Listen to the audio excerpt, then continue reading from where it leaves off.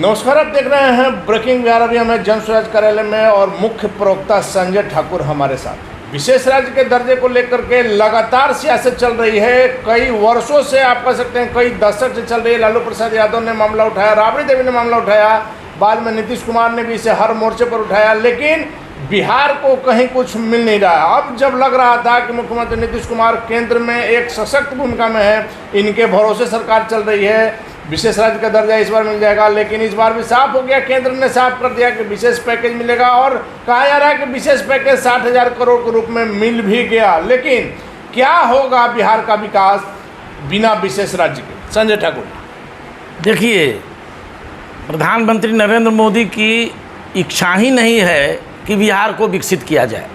मोदी जी की इच्छा नहीं, मोदी ही की इच्छा नहीं है। नीतीश कुमार किस खेत की मूली हैं? ये लोग तो झूठ बोल करके 15 साल 18 साल से लोगों को गुमराह कर रहे हैं। जब जान रहे हैं कि भारत के जो कानून बने हुए हैं, जिस तरह से नीति आयोग ने जो अनुशंसा करके कानून बना रखा है, उसमें एक क्राइटेरिया फिक्स है, जिस क्राइटेरिया में बिहार आता ही नहीं है। तो विशेष राज्य का दर्जा मांगने की बात तो ये झुनझुना दिखाना था बिहार के जनता को। उनकी भावनाओं के साथ मजाक कर रहे थे नीतीश कुमार, चाहे लालू यादव जी, चाहे इस तरह की बात जो भी लोग कर रहे थे। सच्चाई तो यह है कि इन लोगों को विशेष पैकेज मांगना चाहिए था शुरू से, चूंकि उसके हम हकदार हैं। कायदे से वही बनता है, कायदे से वही बनता है और उसके हम हकदार हैं। इसलिए हकदार हैं कि मैं तथ्य और आंकड़ों के हवाले से पूरे बिहार के भाइयों को और आदरणीय नरेंद्र मोदी जी को भी बताना चाहता हूं कि नीति आयोग जो भारत सरकार के अधीन काम करता है, उस आयोग ने अपनी अनुशंसा में, हालिया अनुशंसा में स्पष्ट कर दिया है कि बिहार देश का सबसे गरीब, सबसे अशिक्षित, सबसे बेरोजगारी वाला राज्य है और सबसे ज़्यादा पलायन देश में अगर कहीं होता है तो बिहार से ही होता है। चाहे बुद्धि का पलायन हो, चाहे मजदूर का पलायन हो, चाहे धन का पलायन हो, ये सब बिहार से निरंतर जारी है। यूँ कहूँ तो बिहार को मजदूर बनाने की फैक्ट्री बिहार की सरकार और दिल्ली की सरकार मिल करके बना चुकी है। शुरू से यही हाल है। अब रही बात जो आपका सवाल है, और मैंने कहा जो नरेंद्र मोदी जी नहीं चाहते हैं, अब मैं आंकड़ा से बताना चाहता हूँ। 2020 31 मार्च 2020 को अभी जो बिहार सरकार ने आर्थिक सर्वेक्षण कराया है, मैं सरकारी आंकड़ा बतला रहा हूँ कि 31 मार्च 2020 तक बिहार 1,91,000 रुपया, 91,000 करोड़ रुपया के कर्ज में था। यह कर्ज बढ़ करके 2021 में 2,38,000 करोड़ रुपया हो गया।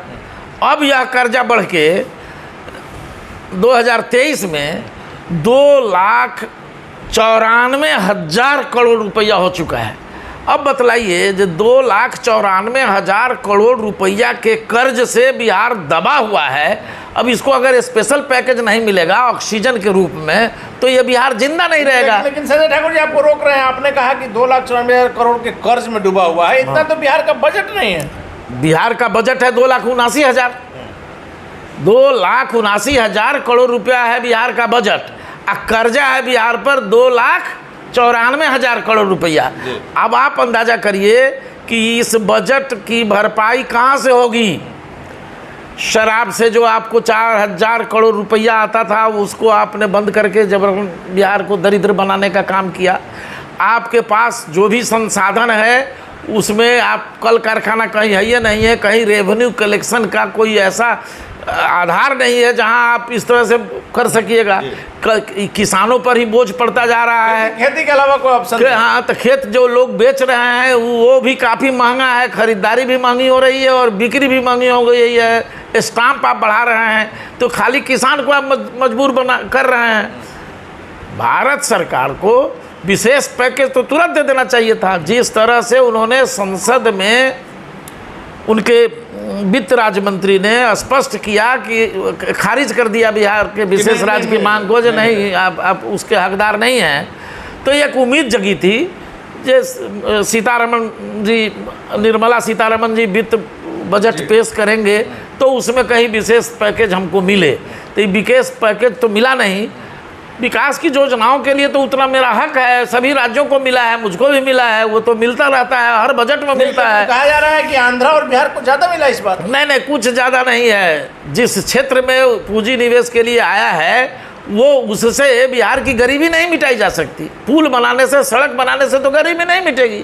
गरीबी तो मिटेगी। आदरणीय प्रशांत किशोर जी जो जन स्वराज के सूत्रधार हैं, संस्थापक हैं और पदयात्रा अभियान के प्रणेता हैं, ये बार बार रोज कह रहे हैं कि बिहार में गरीबी अगर हटाना है तो 3 चीज़ों पर ध्यान देना होगा।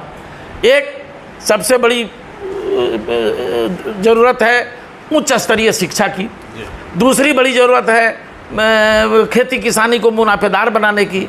और तीसरी बड़ी ज़रूरत है यहाँ से जो पूंजी का पलायन हो रहा है उस पर रोक लगाने की। CDR रेशियो जो यहाँ से 30% से 40% तक ही इन्वेस्ट हो रहा है बिहार में, बाकी 60% रुपया चला जा रहा है बाहर के बड़े बड़े उद्योगपतियों को। यहीं का पैसा बाहर जा रहा है। यहीं का पैसा बाहर जा रहा है जो हम बिहार वासियों का जमा किया हुआ धन है। तो ये बार बार कह रहे हैं आदरणीय प्रशांत किशोर जी, लेकिन कोई सुन नहीं रहा है। मुख्यमंत्री उसके अध्यक्ष होते हैं CDR कमेटी के, ये कोई निर्णय नहीं लेते हैं। इसलिए बिहार को विकसित राज्य बनाने की दिशा में न तो नरेंद्र मोदी जी की मंशा है न नीतीश कुमार की मंशा है। आदरणीय प्रशांत किशोर जी ने तो हजारों बार सवाल किया है कि कोई 1 मिनट, 10 साल से वो प्रधानमंत्री है, 11वां साल चल रहा है, कोई 1 मिनट की बैठक अगर नरेंद्र मोदी जी ने बिहार की गरीबी दूर करने, बिहार की अशिक्षा दूर करने, बिहार में पलायन रोकने, बिहार की बेरोजगारी को दूर करने के सवाल पर, बिहार के विकास के सवाल पर अगर 1 मिनट के लिए भी योजना आयोग, केंद्र सरकार के अधिकारी और बिहार सरकार के अधिकारियों के साथ कोई समीक्षा बैठक की हो तो कोई हमको बताए। पिछले बार 39 सांसद, इस बार 30 सांसद, लेकिन बिहार फिर भी उपेक्षित है। इसलिए उपेक्षित है भाई साहब, भीतर की बात समझिए। हम बिहार वासियों को बताना चाहते हैं कि आखिर कारण क्या है जो नरेंद्र मोदी जी और नीतीश कुमार जी की गठजोड़ वाली सरकार बिहार को विकसित नहीं बनाना चाहती है। ये कारण यह है कि नरेंद्र मोदी जी पूंजीपतियों की सरकार है। पूंजीपतियों के समर्थन और उसके धन से भारतीय जनता पार्टी शुरू से चलती रही है। सब कोई जानता है कि ये दक्षिणपंथी विचारधारा के, हिंदूवादी कट्टरपंथी विचारधारा के लोग हैं। तो इनको मालूम है कि देश के हर हिस्से में बिहार से मजदूर जाता है, तब कहीं खेती किसानी भी होती है, फैक्ट्रियाँ भी चलती है कम दर पर, तब फैक्ट्रियाँ चलती हैं और वहाँ मजदूर बिहार का होता है। वो कम दर पर ये मजदूरी करने जाता है, क्योंकि बिहार में तो धंधा है नहीं, तो भूखे मरने से बेहतर है कि वहाँ जाए, कम से कम रोटी खा सके, बाल बच्चे को पोस सके। जिस दिन बिहार के मजदूर बिहार में आ जाएंगे, बिहार विकसित राज्य हो जाएगा और बिहार में लौट आएंगे, यही काम मिल जाएगा। उस दिन ये लोग की फैक्ट्रियाँ बंद हो जाएंगी। अकेले गुजरात में भाई साहब 10 लाख बिहारी मजदूरी करते हैं, जिसमें एक अकेला शहर सूरत है जहां 5 लाख बिहारी मजदूर हैं।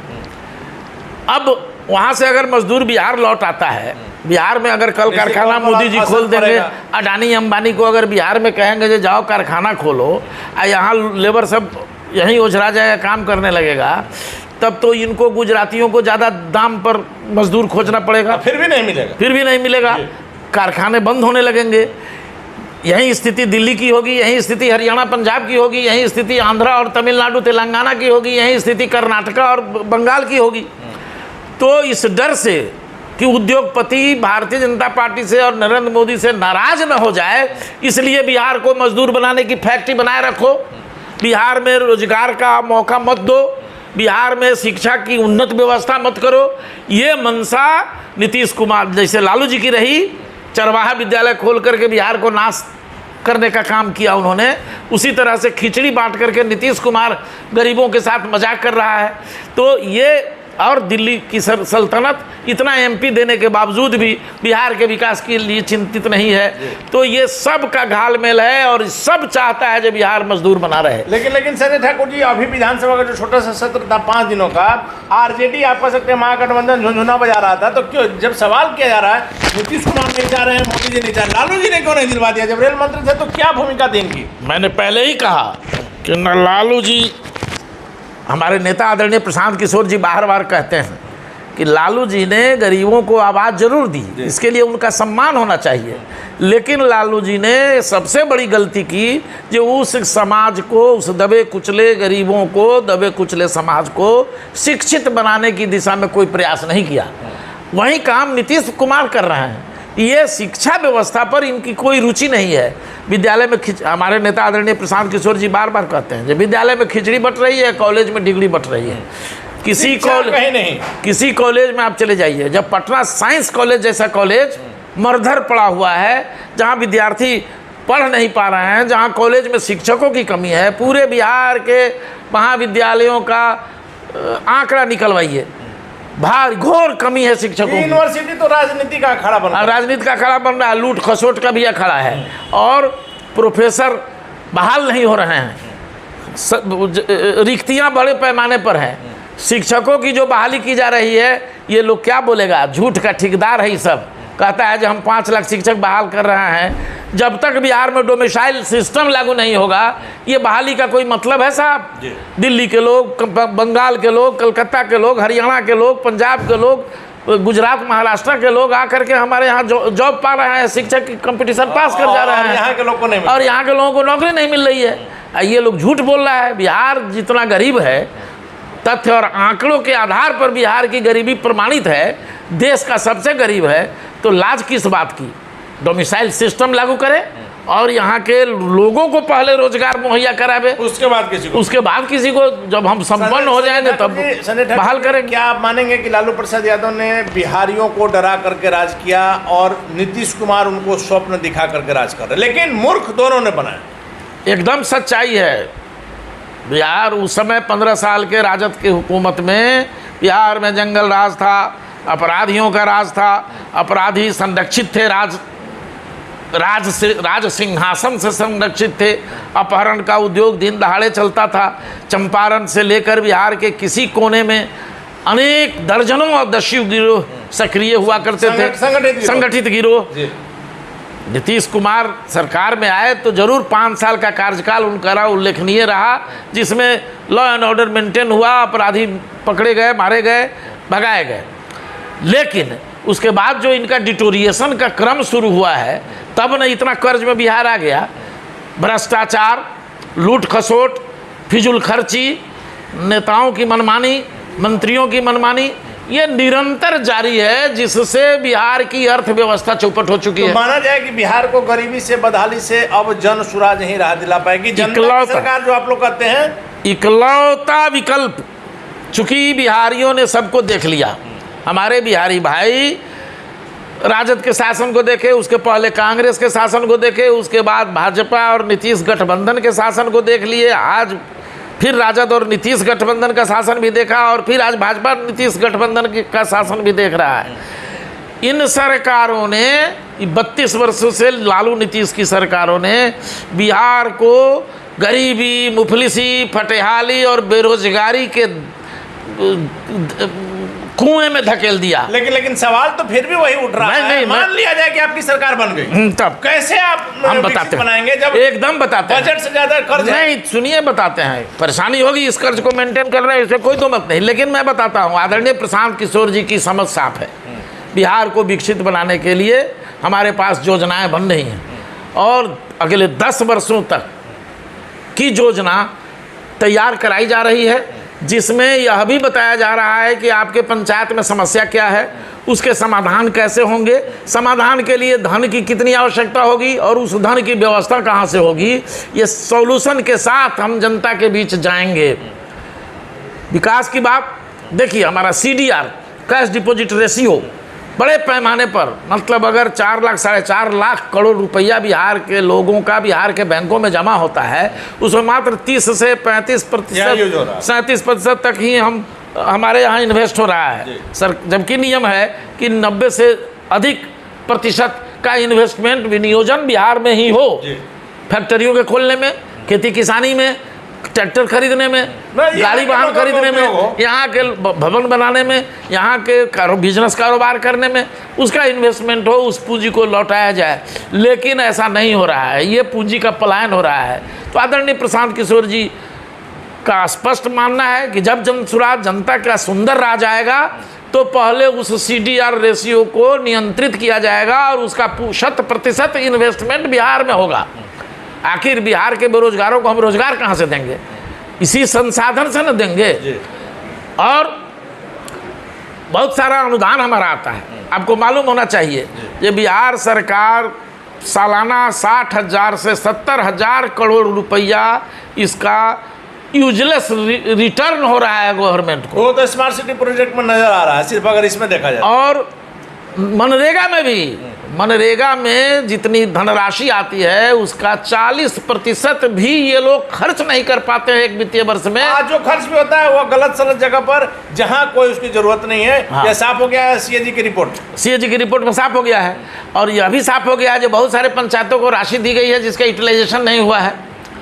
और यह भी अब जांच का विषय है कि ये 12 को जो पुल दहा, इसके जो एक ही पदाधिकारी कई वर्षों से पुल निर्माण निगम के पदाधिकारी होकर के बैठे हुए हैं। क्यों नहीं जांच अभी तक नीतीश बाबू करवा रहे हैं? संजीव हंस मामले में भी कुछ नहीं हो रहा। संजीव हंस जी के संबंध में आपने बिजली घोटाला देखा ही, किस तरह से किसानों, गरीबों और मजदूरों का शोषण बिजली विभाग मिल करके कर रहा है, ये मीटर सिस्टम लगा के।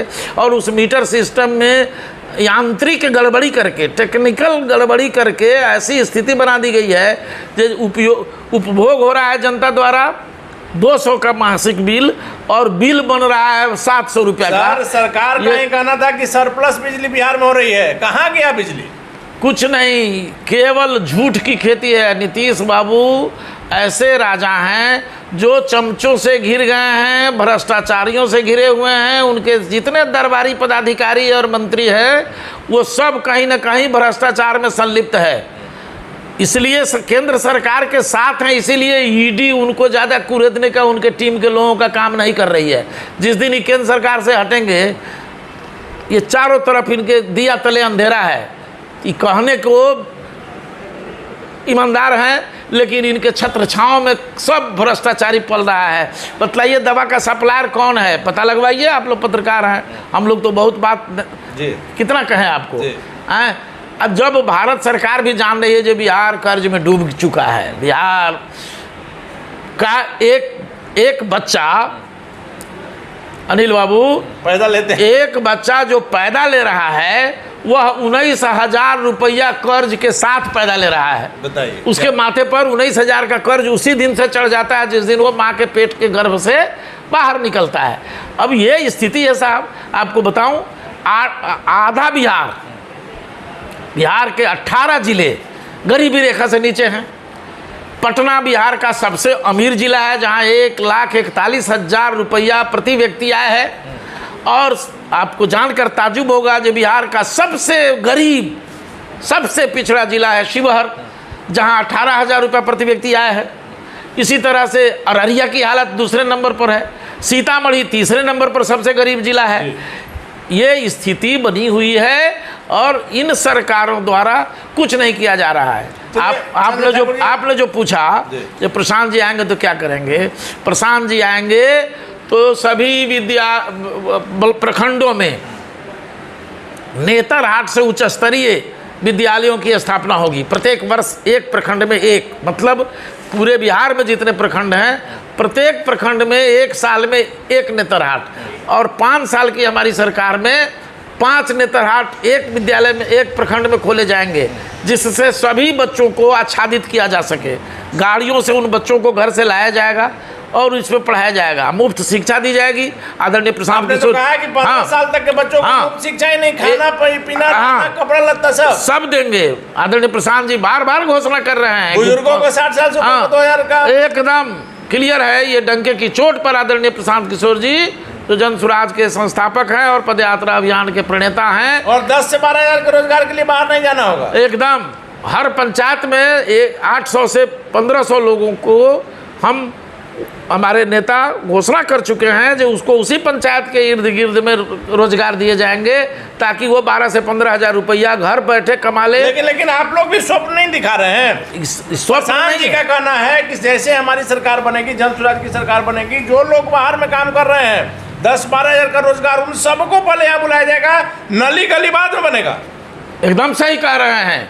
यहाँ जो बेरोजगार है उनको तो रोजगार देंगे ही देंगे, जो बिहारी बाहर में चले गए हैं, मजबूरी में दूसरे प्रदेश में भटक रहे हैं, उनको भी बुलाकर सरकार बनने के 1 वर्ष के भीतर उनको बुला करके यहाँ रोजगार देंगे। वो जो 12,000 15,000 के लिए भटक रहे हैं, गाली सुन रहे हैं, बिहारी का गाँव सुना है, बिहारी कह करके अपमानित किया जा रहा है, गांव में जवान है ये नहीं है, बच्चा बूढ़ा इस औरत, ये 3 बिरादरी के लोग ही गांव में रह रहे हैं। तो इसलिए आदरणीय प्रशांत जी का मानना है, स्पष्ट घोषणा है कि सरकार बनने के साल भर के भीतर उन लोगों को भी बुला करके यहीं रोजगार देंगे, यहीं फैक्ट्रियां खोलेंगे, यहीं कारखाना लगवाएंगे। वही लोग जो टेक्निकल हुनरमंद हैं, जो वहाँ किसी फैक्ट्री में काम कर रहे हैं, वो अपने हिसाब से यहाँ पर उस तरह की फैक्ट्री लगाएंगे और बैंकों का गेट खोल दिया जाएगा बेरोजगारों के लिए, रोजगार देने के लिए, फैक्ट्रियाँ खोलने के लिए, छोटे छोटे लघु उद्योग स्थापित करने के लिए, कारखाना चलाने के लिए। जो जिस विभाग का महारत हासिल होगा, तकनीकी विशेषज्ञ होगा, उन तमाम बेरोजगारों को और बाहर से भी बुला के अपने बिहारियों को यहाँ रोजगार दिया जाएगा।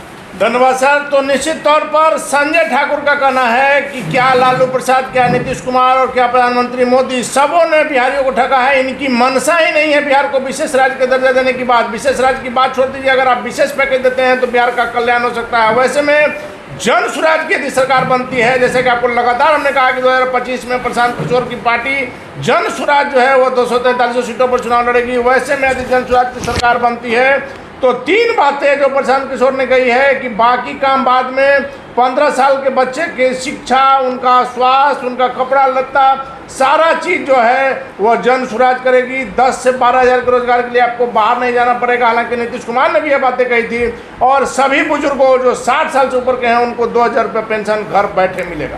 प्रशांत किशोर की ये बातें भी मुख्यमंत्री नीतीश कुमार की तरह दीवा स्वप्न साबित होगी, या यह धरातल पर उतरेगी, या तो तब पता चलेगा जब प्रशांत किशोर की सरकार बनेगी। फिलहाल आप बने रहे ब्रेकिंग न्यूज़।